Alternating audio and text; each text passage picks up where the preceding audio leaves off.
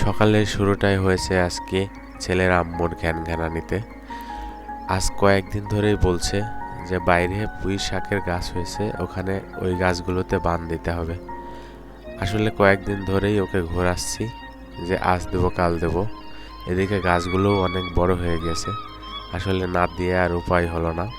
বিবাহিত ভাইরা অবশ্যই জানেন, ছেলের আম্মু যদি কোনো কিছুতে ঘাট তেড়া করে তাহলে আর কিছু করার থাকে না। শান্তি রক্ষার্থে অনেক পুরুষকেই অনেক কিছু মেনে নিতে হয়। আমিও আসলে ইদানিং খুব মোটা হয়ে গেছি, অনেক কাজই করতে পারি না, ঘেমে যাই এবং শরীর হাঁপিয়ে যায়। কিন্তু কে শুনে কার কথা, সংসারে শান্তি রক্ষার্থে বান দেওয়ার মিশনে সকাল থেকে নেমে পড়েছি। বান দেওয়ার জন্য প্রয়োজনীয় বাঁশ আগে থেকেই অন্য একটা কাজে কাটা ছিল, তাই ওগুলো আর ম্যানেজ করতে দেরি হয়নি। কাজ যাতে ভালো হয় এবং আমি যাতে ফাঁকি না দিই সেজন্য মহারানী দূর থেকে বসে চেয়ারেই দেখতেছিল যে আসলে কেমন কি করছে।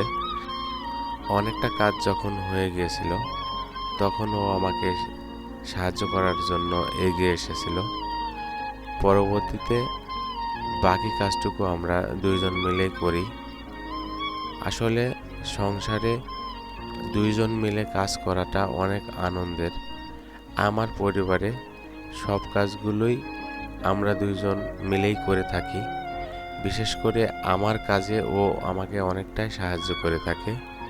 আমিও করার চেষ্টা করি যতটুকু পারি, কিন্তু ও আমাকে বেশি সাহায্য করে থাকে। আসলে সংসারে যদি এই ধরনের সবজির একটু ব্যবস্থা থাকে তাহলে অনেকটাই সাশ্রয়ী হওয়া যায় এবং অনেক সময় বাজারে না গিয়েও তো বাড়িতে তরকারির ব্যবস্থা করে ফেলা যায়। আজকে বাড়িতে মেহমান আসবে, এই কারণে আমার ছেলের আম্মু অনেকটাই ব্যস্ত, তাই সকাল সকালই এই বান দেওয়ার কাজে আমরা নেমে পড়েছি। ঈদের ব্যস্ততার কারণে এগুলো করা হয়নি। গাছগুলি অনেকটাই নেতিয়ে পড়েছিল, যেহেতু অনেকটা বড় হয়ে গেছিল গাছগুলো। আজকে আমার 3টা বোন আসবে বাড়িতে বেড়াতে, তার জন্য অনেক রান্না বান্না করতে হবে ছেলের আম্মুকে। ও তো সে মহাব্যস্ত হয়ে যাবে কিছুক্ষণ পরে।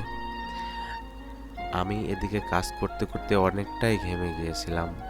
ইদানিং আমি অনেকটাই মোটা হয়ে গিয়েছি, যার ফলে কোনো পরিশ্রমের কাজ আমি ঠিকভাবে করতে পারি না। কিন্তু বাড়ির কাজ যেহেতু, আর আমার অন্য কেউ নেই যে সেই কাজগুলো করে দেবে, আমি যেহেতু একা তাই আমাকে একাই করতে হয়। আর আমার যে ওয়াইফ আছে ও আসলে আমাকে অনেক কাজেই সাহায্য করে থাকে।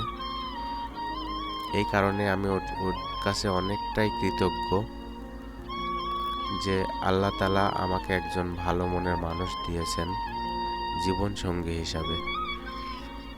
সংসারে সুখ শান্তি সমৃদ্ধি শুধু একার কারণে কারো কখনো হয় না। স্বামী স্ত্রী উভয়কে বুঝতে হয়, তবেই একটা সংসারে সুখ শান্তি সমৃদ্ধি হয়। আর হ্যাঁ, আমার এমন ব্লগ করার ইচ্ছা ছিল না।